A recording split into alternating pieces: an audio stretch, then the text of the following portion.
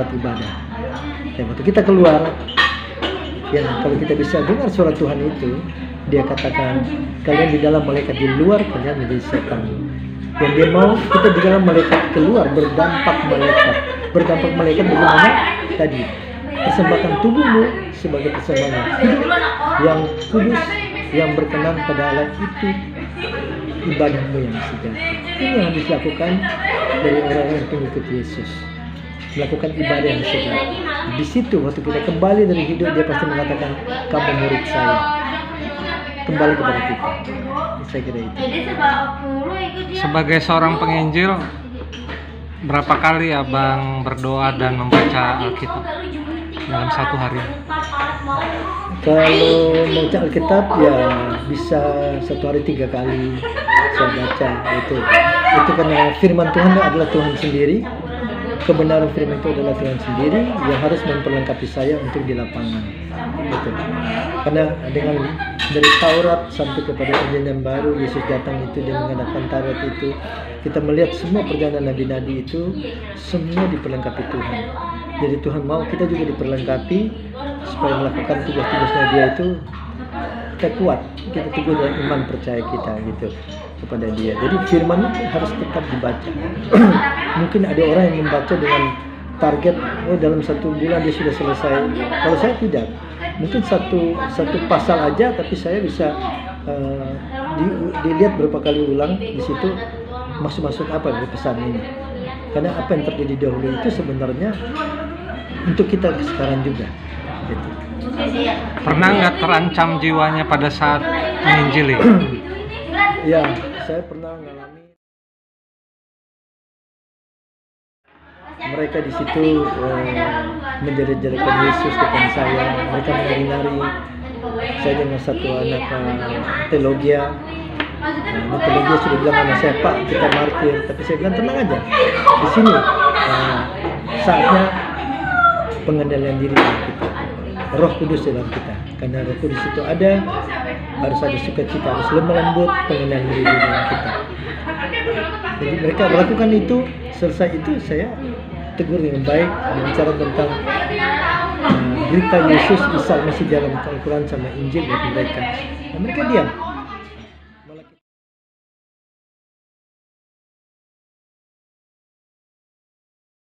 Kita bicara lagi sama dia.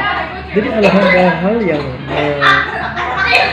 sebenarnya Tuhan sudah memperlengkapi kita. Makanya Yesus katakan, kalian domba di tengah serigala.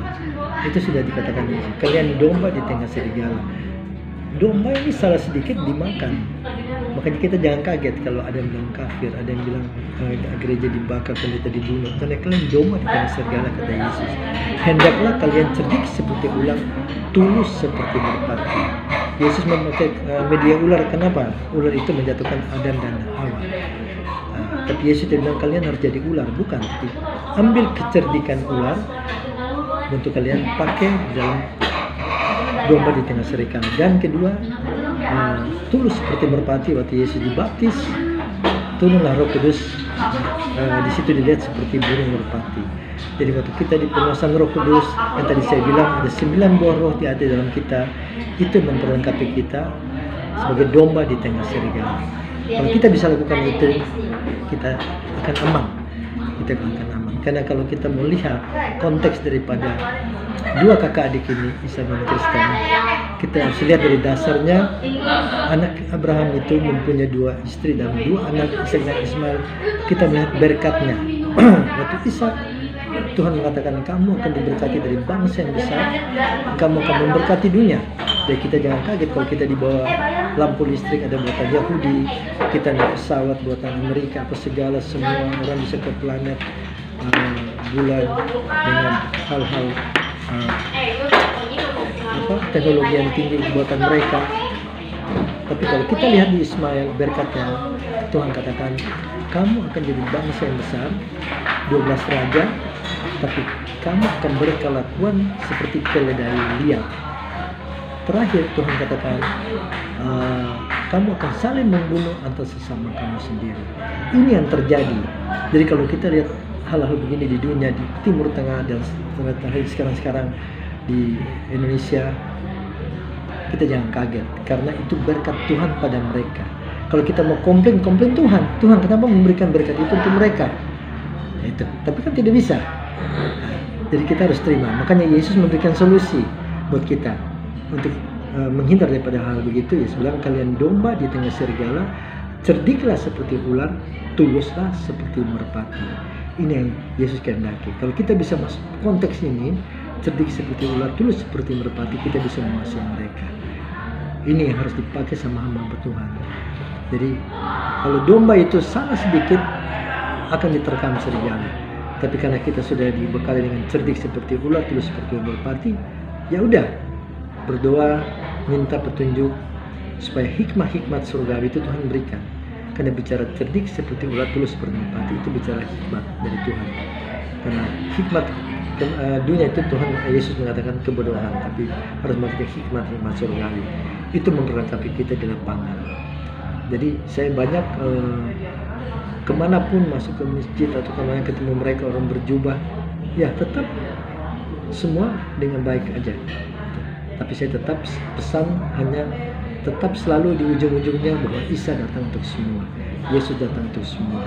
Jangan melihat beda nama, lihat fungsinya. Jangan ribut sama pangkatnya, jabatannya, nabi Tuhan atau bukan, tapi lihat fungsi dia datang untuk apa. Untuk selamatkan manusia, juru selamat. Kalau di saudara kita bilang hancurkan Dajjal, kita bilang hancurkan Antikris. Itu yang kita lihat di situ. Bagaimana? Jangan sampai dia datang bilang saya tidak kenal kalian.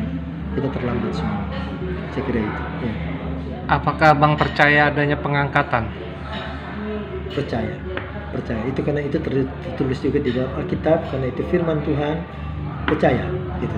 Tapi soal nanti terjadinya itu kita belum tahu. Tapi janjinya Tuhan, yang mati pun yang percaya akan diselamatkan.